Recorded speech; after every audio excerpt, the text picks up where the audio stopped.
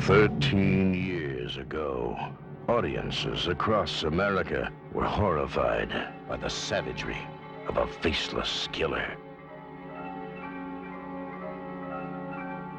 In the wake of this bizarre rampage, he vanished.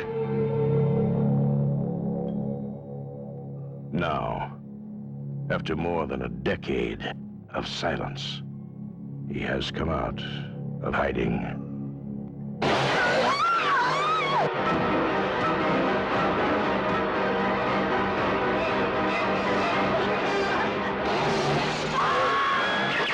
Texas Chainsaw Massacre 2. The Buzz is back. Directed by Tobe Hooper.